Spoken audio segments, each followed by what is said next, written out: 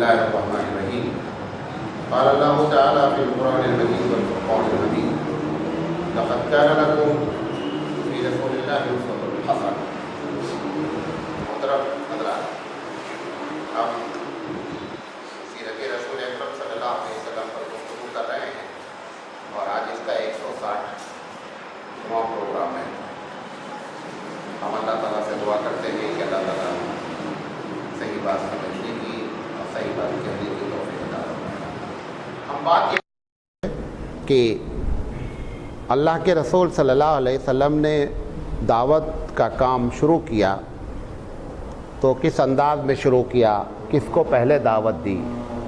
दूसरी गुफ्तगू हमने ये कल शुरू की थी कि अल्लाह के रसूल सल्लल्लाहु अलैहि वसल्लम ने दावत किस चीज़ की सबसे पहले दी। तो मैंने आपको बताया था कि बुनियादी तौर पर मक्के में जो दावत थी अल्लाह के रसूल की, वो 3 चीज़ों पर डिपेंड थी। 3 चीज़ों की दावत थी। सबसे पहली दावत ये थी कि अल्लाह को माना जाए। दूसरी, रसूल पर ईमान लाया जाए। और तीसरी चीज़ थी कि मरने के बाद हर आदमी को खड़ा होना है और उसको हिसाब किताब देना है। जो बात मैं कह रहा हूँ इसको आप गौर से सुनिएगा। इस्लाम के जितने अहकामात हैं, सारे अहकामात स्टेप बाय स्टेप हैं, तदरीजन हैं। तदरीजन समझते हैं? एक साथ किसी भी अहकाम को इल्ला माशाअल्लाह इस्लाम ने उम्मत पर नहीं डाला, धीरे धीरे ला करके एक फाइनल स्टेज पर रखा। हर चीज़ में नमाज शुरू में 2 रकात थी, फिर नमाज जब फ़र्ज़ हुई उसके बावजूद भी दरमियान में बहुत सी चीज़ें, अबू दाऊद की रवायत है कि बहुत सी चीज़ों में ऊपर नीचे होता रहता था। नमाज में सलाम का जवाब दे दिया जाता था, इशारे से कभी दे दिया जाता था। अल्लाह के रसूल सल्लल्लाहु अलैहि वसल्लम पर अल्लाह ताला ने धीरे धीरे अहकामात नाज़िल किए।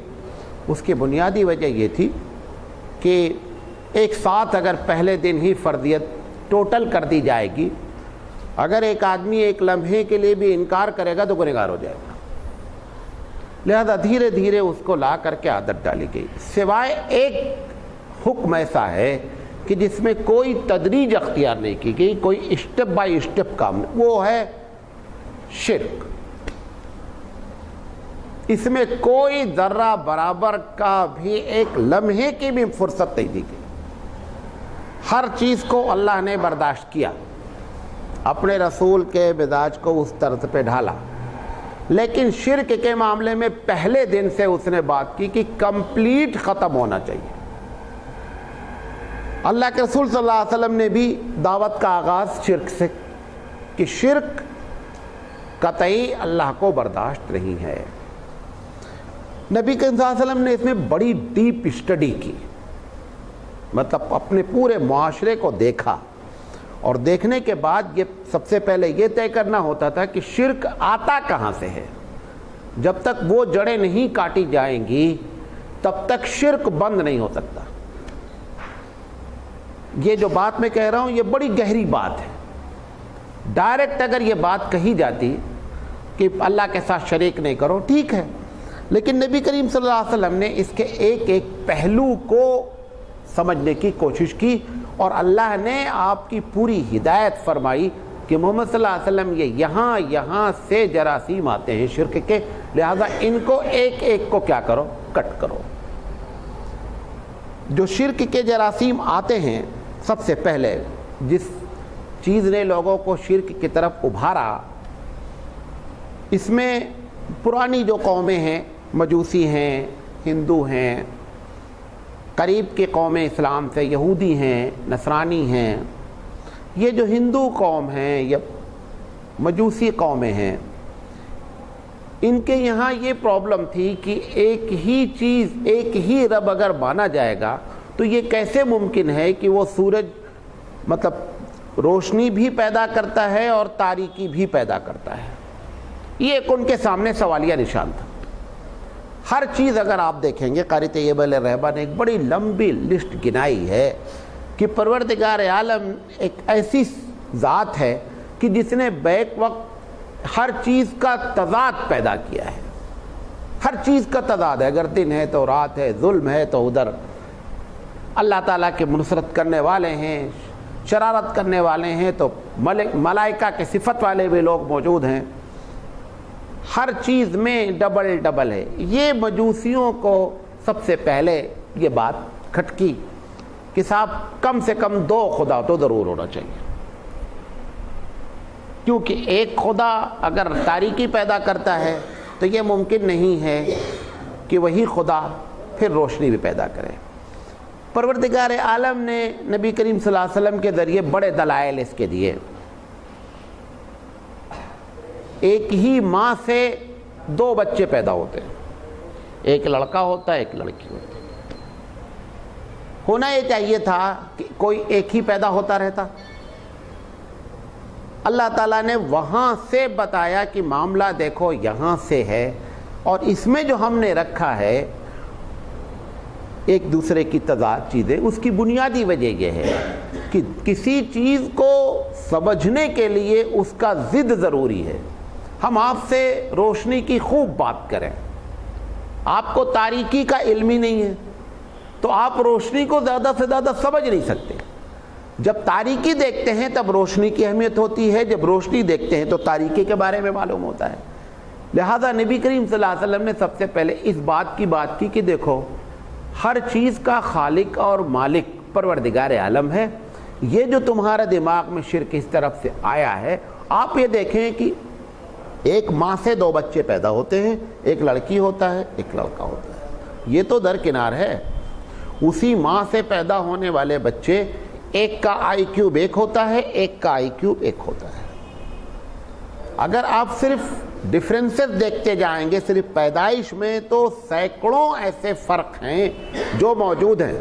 ایک ہی بچہ ایک ہی ماں کے پیٹ سے بچہ پیدا ہوتا ہے، سب کے انگوٹھے کے نشان الگ الگ ہوتے ہیں، کوئی بھی ایک دوسرے سے ملتا جلتا نہیں ہے.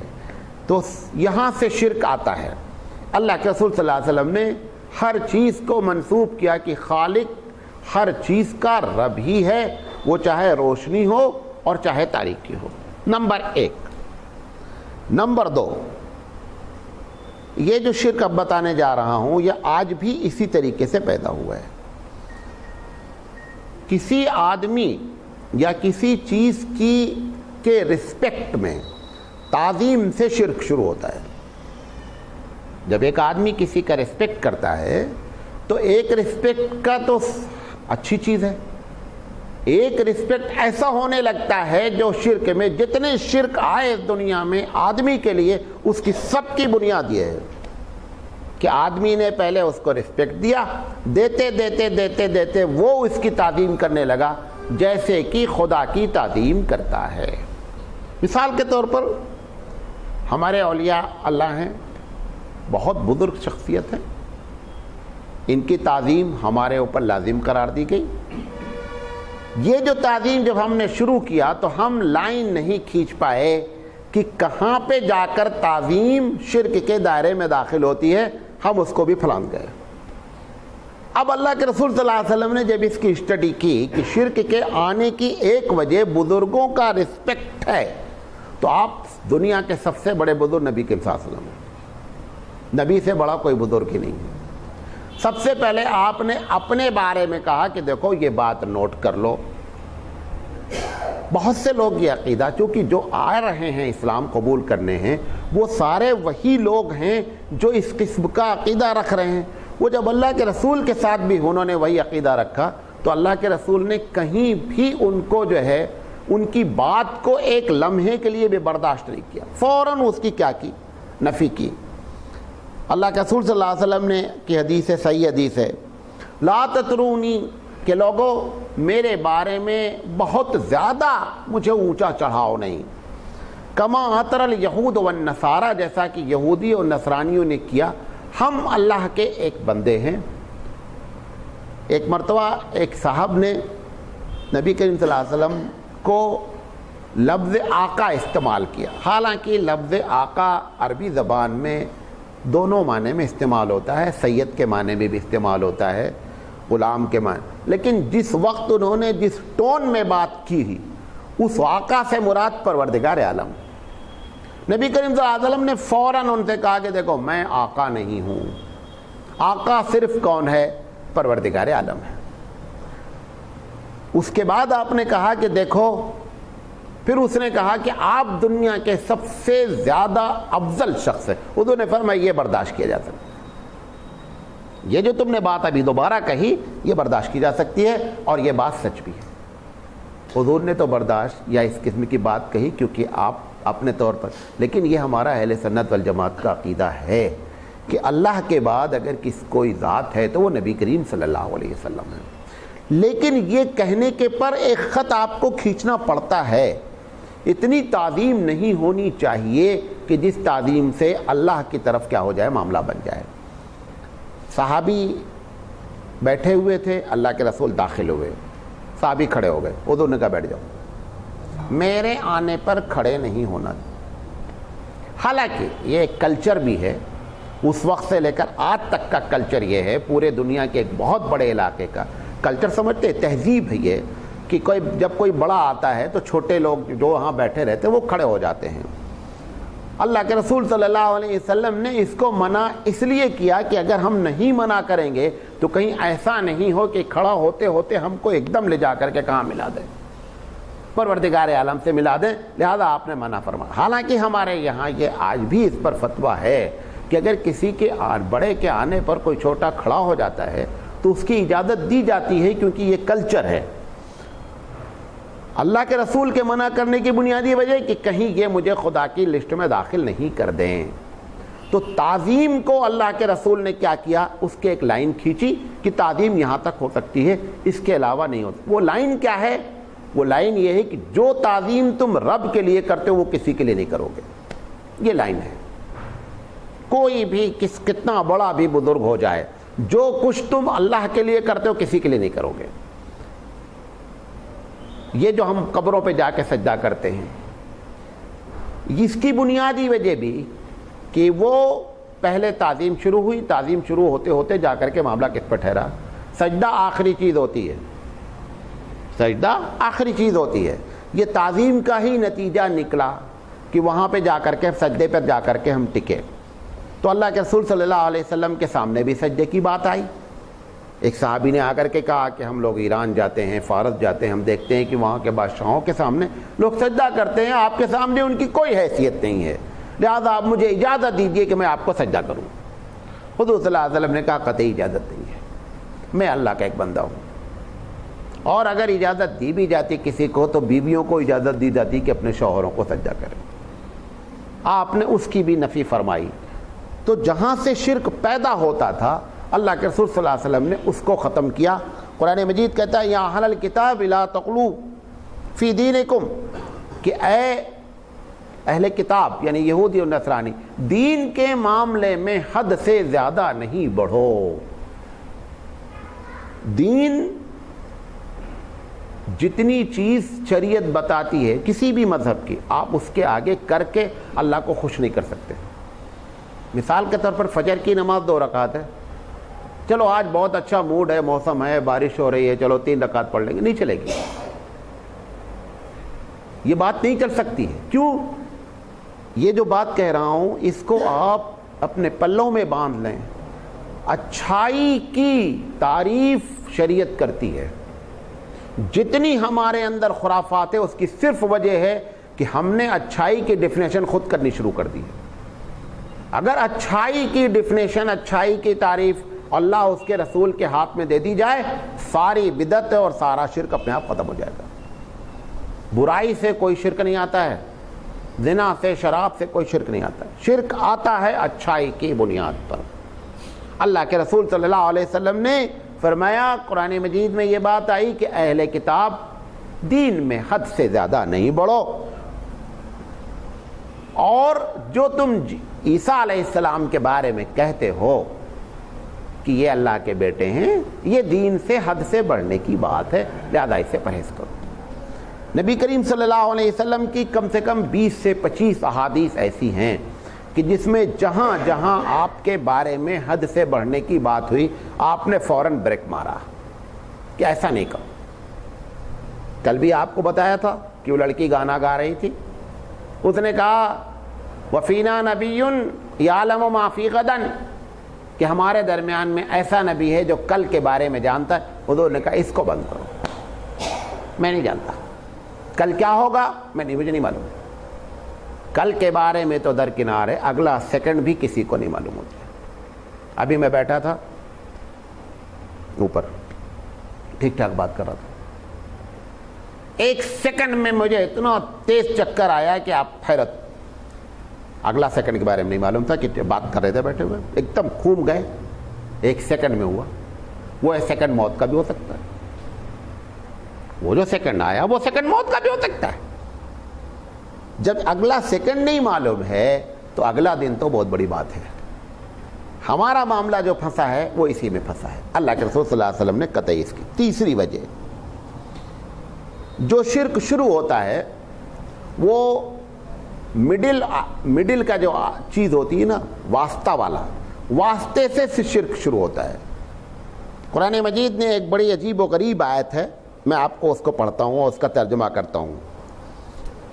کہتا ہے اللہ تعالیٰ قُلِ ادْعُوا الَّذِينَ زَعَمْتُم مِّن دُونِهِ, اللہ تعالیٰ کہتا ہے کہ کہہ دیجئے محمد صلی اللہ علیہ وسلم, جن کو تم پکارتے ہو اس زام سے, اس امید سے اللہ کے علاوہ, من دونہی فلا یملکون الضر, وہ ذرہ برابر کی بھی تم کو تکلیف نہیں پہنچانے کے مالک ہیں.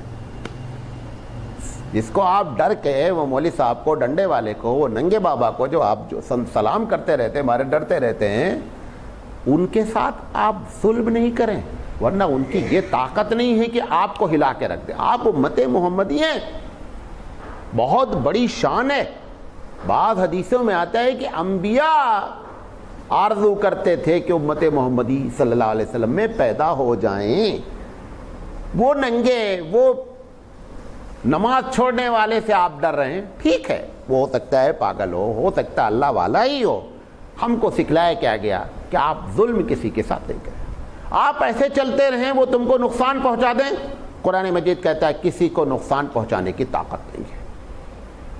اگر آپ نے ظلم کیا ہے تو بھی وہ نقصان نہیں پہنچا سکتے ہیں. ہوتا کیا ہے, ظالم کے اوپر مظلوم کی دعا فوراً آ جاتی ہے. اس کا بھی کرنے والا کون ہوتا ہے, اوپر والا ہوتا ہے. اللہ کے رسول صلی اللہ علیہ وسلم فرماتے ہیں اتقوا دعوت المظلوم فإن بینہ وبین اللہ لیس حجاب. سوئیے نہیں مل سکتا, سوئے تو میں بھی سو جاتا ہوں. اتقوا دعوت المظلوم, اے لوگوں مظلوم کی بد دعا سے بچو, کیونکہ اللہ اور اس کے درمیان میں کوئی چیز نہیں ہوتی, اپروول ہو کر آ جاتا کھٹ سے. تو یہ جو آیت ہے کہہ رہا لا یملکون الضر, ذرہ برابر بھی تم کو تکلیف کے مالک نہیں ہیں. ولا تحویلا, اور نہ کسی چیز کو آئی ہوئی کو چینج کر سکتے ہیں. کوئی مصیبت آنے والی ہے, نہیں صاحب ہم نے منتر مار دیا, انگلی گھما دیا. اتنے بڑے انگلی گھمانے والے ہوتے تو اپنی ذات کو صحیح کر لیتے, کوئی انگلی نہیں گھماتا. اس کے بعد اللہ تعالیٰ, اس کو غور سے سنیے, ابھی آیت ختم نہیں ہوئی. اولئک الذین یدعون, وہ لوگ جن کو پکارا جاتا ہے, یبتغون الی ربہم, وہ جن کو پکار رہے ہو وہ خود اللہ تعالیٰ کی پسند ناپسند کے لیے, یبتغوا الی ربہم وسیلہ, وہ خود بیچارے وسیلہ تلاش کرتے ہیں کہ اللہ کسی طرح ہمارا بیڑا پار ہو جائے جس کو تم اپنا سب سے بڑا سمجھو. پھر آگے کہہ رہا ہے ایہم اقرب, کہ وہ ایسا وسیلہ تلاش کرتے ہیں وہ جن کو تم پکار رہے ہو کہ اللہ تیرا کون قریبی بندہ ہے, میرا بیڑا پار کر دے. پھر کہتا ہے وَيَرْجُونَ رَحْمَتَهُ, وہ لوگ اللہ کی رحمت کی امید رکھتے ہیں کہ اللہ ہمارے ساتھ اچھا معاملہ کرنا. وَيَخَافُونَ عَذَابَهُ, اور جن کو تم پکارتے ہو وہ اللہ کے عذاب سے تھر تھر تھر تھر کانپتے ہیں کہ کہیں اللہ ہم کو پکڑ نہ لے. ان عذاب ربک کان محذورا, بے شک پروردگار عالم کا یہ عذاب ہے جو لاحق ہو جاتا ہے. اس طریقے سے قرآن مجید نے اللہ کے رسول صلی اللہ علیہ وسلم کے ذریعے اللہ نے شرک کو ختم کرنے کی کوشش کی. دیکھیں یہ میں نہیں کہنا چاہ رہا ہوں خدا نخواستہ کہ کوئی بزرگی کی کوئی حیثیت نہیں ہوتی، ایک اللہ والا بندہ بہت بڑی چیز ہے، لیکن آپ یہ سمجھیں کہ بغیر مطلب کہ ہم کو نقصان پہنچا جائے گا، بد دعا کر دے گا، کچھ نہیں ہوتا ہے، کچھ نہیں کر سکتا، ایک پتا بھی نہیں ہلا سکتا آپ کا۔ شرط یہ ہے کہ ہم اس کے ساتھ گستاخی نہیں کریں۔ بخاری کی روایت ہے، من عاد علی ولی فقد آذنتہ بالحرب، جس نے میرے ولی سے دشمنی کی میں اس سے جنگ کا اعلان کرتا ہوں۔ آپ ان کی محبت کریں، محبت اس بنیاد پر کہ یہ اللہ کے محبوب بندے ہیں، ہم کو بھی ان سے محبت کرنی چاہیے، لیکن اس طرح کا خوف کہ یہ چاہیں گے تو ہلا دیں گے، ہمارا نفع کر دیں گے، ہمارا نقصان کر دیں گے، کوئی نفع نقصان نہیں کرتا ہے۔ یہ تیسری وجہ ہوتی ہے جس کی وجہ سے آدمی ان واسطوں کی پوجا شروع کرتا ہے۔ آپ ہندوازم میں دیکھیں، وہ بیچارہ مارے ڈر کے کس کی پوجا شروع کیا؟ بھائی لکشمی کی ضرورت ہوئی تو لکشمی کی پوجا شروع کیا، خوف ڈر آیا زندگی موت کی تو کالی مائی کی پوجا شروع کیا۔ یہ باتیں جب ہم غیر مسلم کے لیے کہتے ہیں تو مجھے بہت اچھا لگتا ہے، لیکن اب آپ یہ اس وقت کیفیت ہم سب کی ہے۔ میں ابھی ایک مہینے سے بہت بزی ہوں، اپنا گھر بنا رہا ہوں، دیکھ رہا ہوں کوئی گھر ایسا مسلمان کا شاید نظر آئے اس نے بھی کدو باندھ رکھا ہے، تم نے بھی کدو باندھ رکھا ہے، اس نے بھی گھر میں بال لپیٹ کر کے کچھ ٹانگ رکھا ہے، تم نے بھی ٹانگ رکھا ہے۔ کچھ تو فرق ہو، امت محمدی میں اور کافر میں کچھ تو فرق برقرار رکھیں، کفر اور اسلام کا فرق تو برقرار رہے۔ چلو جھوٹ بولنے لگے، بزدل ہو گئے، جہاد چھوڑ دیا، سب کچھ چھوڑا، لیکن کم سے کم یہ چیزیں تو شرک والی تو نہیں اختیار کریں۔ کسی بڑے گھر میں چلے جائیے، اس وقت اللہ کے علاوہ سب مدد کر رہے ہیں، اللہ اس وقت خاموش بیٹھا کچھ نہیں کر رہا۔ کیوں؟ آپ اپنی گاڑیوں میں دیکھیں، اپنے گھروں میں دیکھیں، ایک سے ایک تختی لگی ہوئی ہے، حفاظت کی، فلاں کی، دھماکے کی۔ اللہ تو کہیں ہے ہی نہیں، دور دور تک پتہ نہیں اللہ کا۔ گاڑی میں وارث مدد کر رہے ہیں، ادھر بجرنگ دل مدد کر رہا ہے، ادھر ہنومان جی مدد کر رہے ہیں، ادھر بابا صاحب، کتنے نام لیے جائیں۔ جو جس مندر سے جڑا ہے اس کو مدد مانگ رہا ہے، اللہ کے علاوہ سارے ایکٹیو ہیں، اللہ اس وقت ایکٹیو نہیں ہے، خدا نہ خواستہ۔ یہ بڑی شرم کی بات ہے۔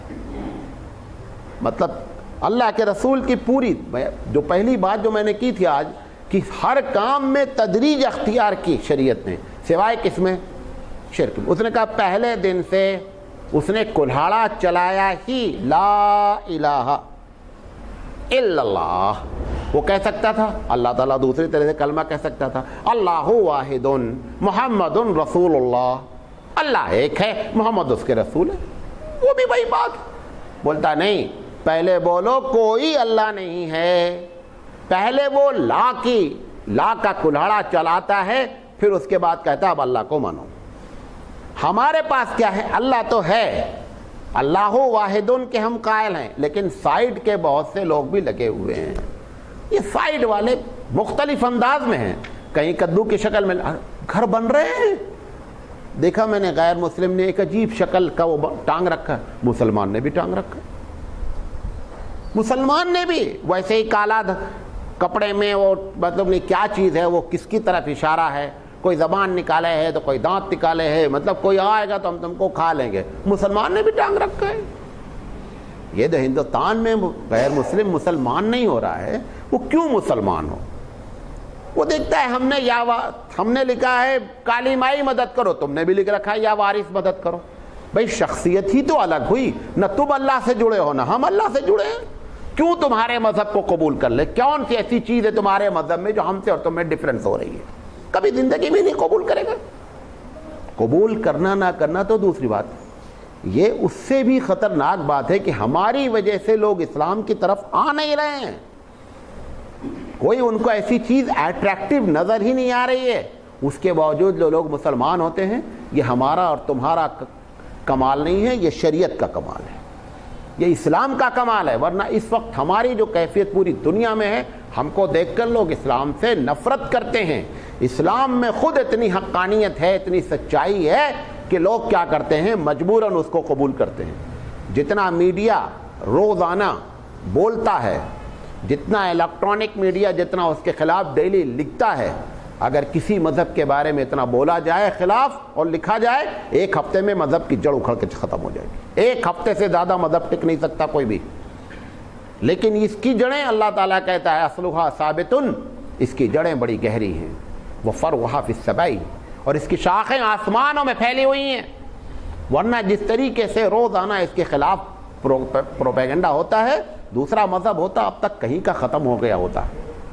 اس کے باوجود وہ لوگ جو پروپیگنڈا کرتے ہیں ان کے لوگ سب سے زیادہ مسلمان ہوتے ہیں. 9/11 کے بعد جتنا لوگ مسلمان ہوئے ہیں پچھلے 50 سال میں مسلمان نہیں ہوئے تھے. حالانکہ اس میں جتنا پروپیگنڈا کیا گیا کبھی نہیں کیا گیا تھا. اگر ہم اس وقت کام کے آدمی ہوتے تو دنیا کا نقشہ بدل سکتا تھا 10-11 سال کے اندر. لیکن یہ ہماری بدماشی ہے. ہم نے ایک ایسا میسج غلط پاس کیا ہے جو اللہ کے رسول کی پوری زندگی کے پہلے دن سے لے کر کے اور آپ کے وفات تک کے خلاف ہے. سب سے پہلے اس چیز کو ہم کو ختم کرنا چاہیے جو اللہ کے رسول صلی اللہ علیہ وسلم بتانا چاہتے ہیں کہ شرک کی جڑ اکھاڑ پھینکنی چاہیے، اور اس کو سب سے پہلے ہم کو کرنا پڑے گا. کوئی گاڑی، کوئی گھر، کوئی محسوس ہی نہیں ہوتا کہ مسلمان ہے. ہاتھ میں بھی دھاگا ایسے ہی باندھے ہوئے ہے، گلے میں بھی دھاگا باندھے ہوئے ہے. سمجھ ہی میں نہیں آتا کہ مطلب چکر کیا ہے. دھاگے میں اتنا کمال کہ تمہاری شخصیت کو وہ تم کو کنٹرول کر لے، تم کو بیماری سے بچا لے، تمہارے اوپر جادو نہ ہونے دے. وہ دھاگے میں اتنا کمال ہے. اور جس نے وہ کاٹ کر دھاگا تم کو دیا ہے وہ پیشاب کر کے پانی بھی نہیں لیتا ہے. جس نے تم کو دیا ہے دھاگا وہ پیشاب کر کے پانی بھی نہیں لیتا ہے. وہ جن قبروں سے دھاگے آئے ہوئے ہیں وہاں کا مجاور کبھی زندگی میں نماز نہیں پڑھتا ہے. جس کو نماز کے فرضیت تک نہیں معلوم ہوتی کہ نماز میں فرائض کتنے ہیں، وہ تمہاری زندگی کے لیے دھاگا باندھ کے دیتا ہے. یہ ہمارے مسلمانوں کی کیفیت ہے. نبی کریم صلی اللہ علیہ وسلم نے اپنے بارے میں بھی اس بات کو کلیئر کیا. قرآن مجید کہتا ہے لا استغفرن لک، میں تمہارے لیے مغفرت طلب کرتا ہوں. وما املک لک من اللہ، لیکن میں اللہ کے سامنے کوئی مالک نہیں ہوں. میں اللہ سے التجا کر سکتا ہوں اے اللہ ان بندوں کو معاف کر دے، لیکن معاف کرنا نہیں کرنا یہ اس کے ہاتھ میں ہے. میں ذرہ برابر بھی اللہ کے سامنے یہ نہیں کہہ سکتا اللہ دیکھو کرنے کا ہے. جیسا وہ مشہور ہے نا کہ عبد القادر جیلانی رحمۃ اللہ علیہ نے، عبد القادر جیلانی کا ایک لقب جو ہے وہ دستگیر ہے، معلوم ہے؟ اسی سے کفگیر بھی ہے. کفگیر معلوم ہے؟ جس سے کھانا نکالتے ہیں. دست کہتے ہیں ہاتھ کو، گیر مانے کرنے والا. کہتے ہیں کہ اللہ تعالیٰ کے ساتھ عبد القادر جیلانی رحمۃ اللہ علیہ جا رہے تھے، اللہ تعالیٰ پھسل گیا تو عبد القادر جیلانی نے سنبھال لیا. اتنا بڑا شرک تو ہندو بھی نہیں کیا تھا. اتنا بڑا شرک غیر مسلم میں ہندو نے، جس کے پاس 365 بت ہیں، اس نے بھی نہیں کیا تھا. اور نام رکھ دیا گیا دستگیر، باقاعدہ نام رکھ دیا گیا. غوث الاعظم کا مطلب کیا ہے؟ غوث الاعظم، غوث 2 معنی میں استعمال ہوتا ہے، یاد کر سن لیں. آ گئی بیچ میں بات بتا دیتا ہوں، میں تو خیر کبھی بولتا نہیں ہوں. ایک غوث کے معنی مدد کرنے والا، سب سے زیادہ مدد کرنے والا کون ہے؟ اللہ کہاں ہے؟ اللہ کو تو کوئی بھی آج تک غوث الاعظم نہیں بولا. اتنے لوگ بیٹھے ہیں، کوئی بتا دے آج تک کسی نے اللہ کو غوث الاعظم کہا ہو. اعظم سپرلیٹو ڈگری ہے انگلش کی.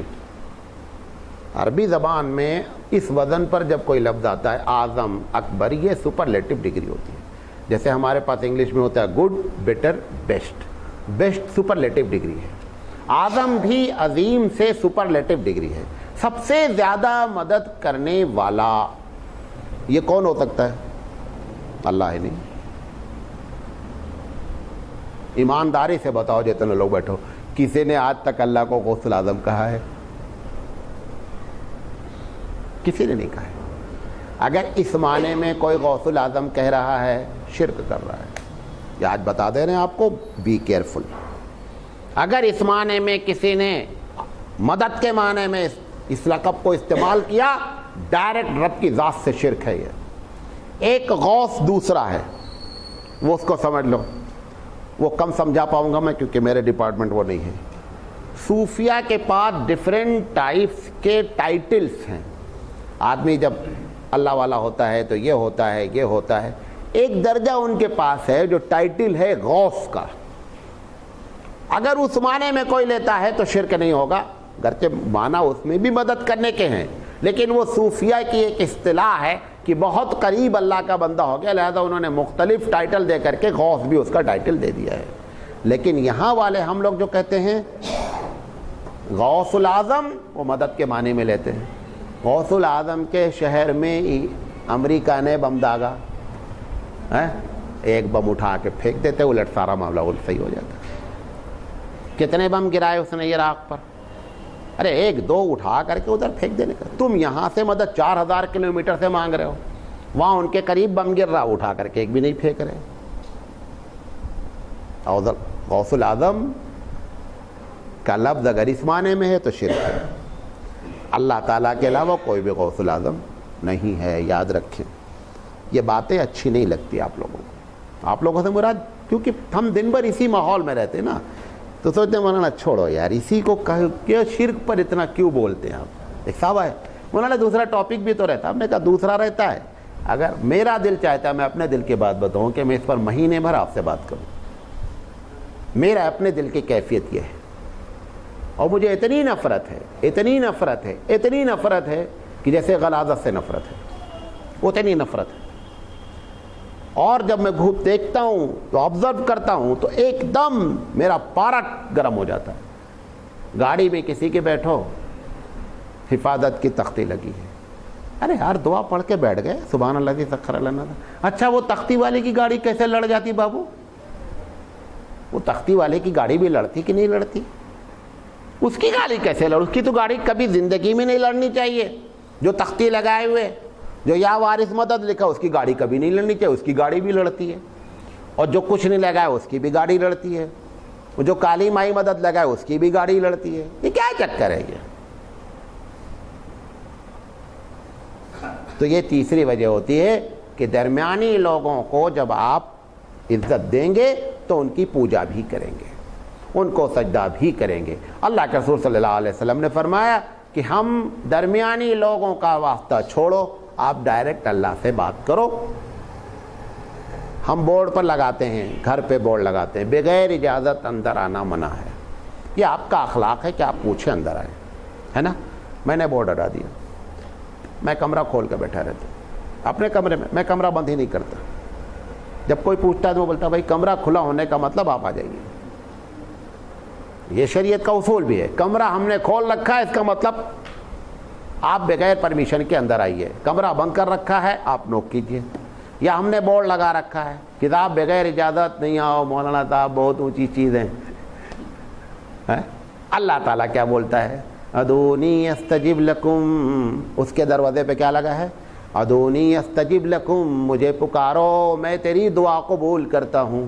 تو بولتے ہیں اللہ آپ بولتے ہیں اللہ میں بغیر اجازت کے اندر نہیں آؤں گا۔ اللہ سوچتا ہے عجیب لوگ ہیں، میں بولتا ہوں بغیر اجازت اندر آؤ، یہ بولتا ہے میں بغیر اجازت اندر نہیں آتا۔ جاؤ نہیں آؤ، اللہ کی صحت پہ کیا فرق پڑتا ہے؟ کچھ نہیں۔ وہ کہتا ہے میں بغیر اجازت کو بلا رہا ہوں، آ جاؤ میرے پاس۔ پھر اس کو اجازت کو بورڈ کے بعد پھر دوسری بات کہتا ہے کہ نحن اقرب الیہ من حبل الورید، میں تو تیری گردن کی رگ سے زیادہ بھی قریب ہوں۔ اب میں یہاں بیٹھا ہوں، آپ بیٹھے ہیں، میں آپ سے کوئی کام کرنے کے بجائے اپنی بیوی کو یہاں سے پکڑنے بولیں گے مولانا پاگل واگل ہوئے ہیں، میں یہاں بولنا بیٹھا تھا، مجھے بولنا تھا، میں اٹھا کے دیتا پانی، میں جا کے بیوی کو پکارے پانی دو گلاس۔ اللہ جو سب سے زیادہ قریب ہے اس کو چھوڑ کر کے 4,000 5,000 کلومیٹر کے لوگوں کو پکارے ہیں، اگر انہوں آئے بھی تو کتنی جلدی آ جاتے، کتنی جلدی آ جائیں گے وہ۔ ارے 5,000 کلومیٹر میں کچھ تو ٹائم لگے گا، اور اسی ٹائم پہ اس کا الٹا والا پکار لیا 5,000 والا، تو کہاں جائیں گے بیچارے؟ وہ کہاں جائیں گے؟ مرنے کے بعد آدمی کی طاقت کم ہوتی یا زیادہ ہوتی؟ ارے بھائی مر جاتا ہے ایک آدمی تو اس کا پاور بڑھ جاتا ہے یا کم ہو جاتا ہے؟ گرم پانی سے نہلاؤ اس کو خوب تیز، بولتا کیا ہے نمر ہے بہت گرم ہے، وہ اپنی بدن کی تکلیف کو بھی آپ سے بیان نہیں کر سکتا. ٹھنڈے سے نہلائے تو بھی نہیں بولتا. بعض لوگوں کو برف کے اوپر رکھ دیا جاتا ہے. عرب دنیا میں تو لاش فوراً ملتی ہی نہیں, اس کو فریزر میں ڈال دیتے ہیں. جیسے تمہیں گوشت ڈالتے نہیں, ایسے ڈال دیتے پوری باڈی کو. مہینہ بھر ویسے فریزر میں پڑی رہتی ہے, 8 دن پڑی رہتی ہے. بولتا ہے نکالو اس میں تو بہت ٹھنڈا ہو رہا ہے. مرنے کے بعد کسی کا پاور بڑھتا نہیں ہے. جو پاور ہوتا ہے سب سے زیادہ زندگی میں ہوتا ہے. اب جب زندگی میں نہیں بندہ پاور رہا, ابھی مثال کے طور پر عبد القادر جیلانی رحمۃ اللہ علیہ ہی کی بات کر لیتے ہیں. ان کی محفل میں بیٹھ کر کے 50 آدمی ایک ساتھ اگر ان سے بات کرتے, عبد القادر جیلانی سن لیتے 50 آدمی کی بات. 25 کروڑ کی کیسے سنیں گے بابو؟ جب وہ زندہ تھے تو 50 کی بات نہیں سن پاتے تھے. اب جب ان کا انتقال ہو گیا ہے تو 25 کروڑ لوگوں کی بات کیسے سن لیں گے؟ مرنے کے بعد پاور کم ہوتا ہے, بڑھتا نہیں ہے. بات سمجھ میں آ رہی ہے جی؟ چوتھی چیز بتا کر اپنی بات ختم کریں گے, کیونکہ ہمارا وہ بتا رہا ہے 41 منٹ آپ بول سکتے ہیں, اس سے زیادہ نہیں بول سکتے. چوتھی وجہ ہوتی ہے آدمی کے شرک میں مبتلا ہونے کی, جو اس سے خرق عادت چیز, جس کو انگلش میں میریکل کہتے ہیں, معجزہ کہتے ہیں. معجزہ جب دیکھتے ہیں, آپ بھی کتنا بھی اللہ والے ہوں, ابھی ایک آدمی چھت سے اوپر اتر آوے, مولانا سراج صاحب کو چھوڑ کے سب اس کے پیچھے ہو جا رہے, اصل بزرگ یہ تو بے مطلب پاگل کی طرح چلا رہا ہے, اسی کے پیچھے بھاگیں گے.